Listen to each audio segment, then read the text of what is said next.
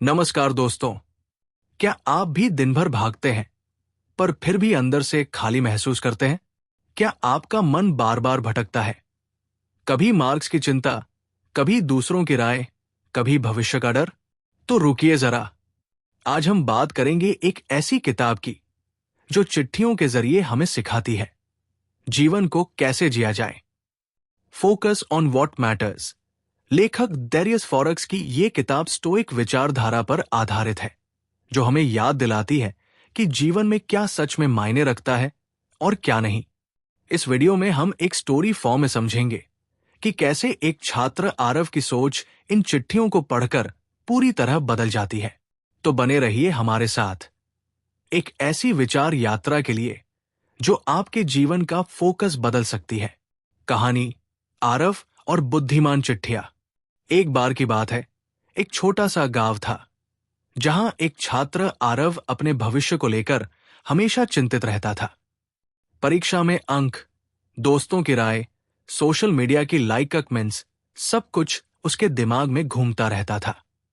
एक दिन आरव को अपनी लाइब्रेरी में एक पुरानी किताब मिली, फोकस ऑन व्हाट मैटर्स, जिसमें कई चिट्ठियां थी। ये चिट्ठियां एक काल्पनिक बुजुर्ग दार्शनिक द्वारा उसके युवा शिष्य को लिखी गई थी। लेखक का नाम था डेरियस फॉरेक्स। आरव ने वो किताब पढ़नी शुरू की और जैसे जैसे वो चिट्ठियां पढ़ता गया, उसकी सोच बदलती गई। पहली चिट्ठी, क्या सच में जरूरी है? चिट्ठी में लिखा था, प्रिय शिष्य, हर दिन तुम्हारे पास समय की एक थाली है। सवाल यह है कि तुम उस थाली को किन चीजों से भरते हो? क्या तुम उसे अफवाहों, दिखावे और दूसरों की राय से भरते हो, या उसे ज्ञान, आत्मचिंतन और शांति से? आरव ने सोचा, मैं कितना समय मोबाइल पर बिताता हूं? क्या मैं वास्तव में जरूरी चीजों पर ध्यान दे रहा हूं? दूसरी चिट्ठी, नियंत्रण और असंयम। इस चिट्ठी में लेखक ने स्टोइक विचारधारा के सबसे गहरे सिद्धांत के बारे में लिखा था, जो हमारे नियंत्रण में है और जो नहीं है। तू अपने प्रयास पर नियंत्रण रख सकता है, लेकिन परिणाम पर नहीं। तू अपने विचारों पर नियंत्रण रख सकता है, लेकिन दुनिया के व्यवहार पर नहीं। इसलिए जो तेरा नहीं, उसके लिए दुखी क्यों होना? आरव को अपनी परीक्षा की याद आई, जिसमें उसने खूब मेहनत की थी, लेकिन अंक अपेक्षा से कम आए थे। अब वो समझ गया कि उसे सिर्फ कोशिश पर ध्यान देना है, नतीजों की चिंता छोड़ देनी है। तीसरी चिट्ठी, व्यस्त या उत्पादक। बहुत से लोग दिन भर भागते रहते हैं, पर अंत में थके हुए होते हैं, खुश नहीं। सवाल यह नहीं कि तुम कितना व्यस्त हो, सवाल यह है कि तुम किस काम में व्यस्त हो। आरव ने महसूस किया कि वो हर समय कुछ न कुछ कर रहा था, पर वो खुद को भीतर से संतुष्ट नहीं महसूस करता था। अब वो सोचने लगा, मेरा दिन वाकई में सार्थक कैसे बन सकता है? चौथी चिट्ठी, दूसरों की राय का जाल। अगर तू हर समय ये सोचता रहेगा कि लोग क्या सोचते हैं, तो तू कभी अपना असली स्वरूप नहीं जान पाएगा। आरव को याद आया कि कैसे वो अपनी पसंद का करियर नहीं चुन पा रहा था, क्योंकि उसे डर था कि लोग क्या कहेंगे। इस चिट्ठी ने उसे हिम्मत दी, मुझे वही करना चाहिए जिसमें मेरी आत्मा मुस्कराए। पांचवी चिट्ठी, मौत की सच्चाई और जीवन का मूल्य। मृत्यु हमें याद दिलाती है कि समय सीमित है, जो सीमित है वो मूल्यवान है। इसलिए हर दिन को ऐसे जियो जैसे वो आखिरी हो। आरव ने ठान लिया कि अब वो हर सुबह खुद से एक सवाल पूछेगा, अगर ये मेरी जिंदगी का आखिरी दिन होता तो क्या मैं यही करता? छठी चिट्ठी, भावनाओं का प्रबंधन। क्रोध, ईर्ष्या और भय, ये भावनाएं आती हैं, पर उन्हें रहने देना तुम्हारा चुनाव है। तू नाव का मालिक है, भावनाएं बस लहरें हैं। अब आरव छोटी छोटी बातों पर परेशान नहीं होता था। वो खुद से पूछता, क्या ये बात एक महीने बाद भी मायने रखेगी?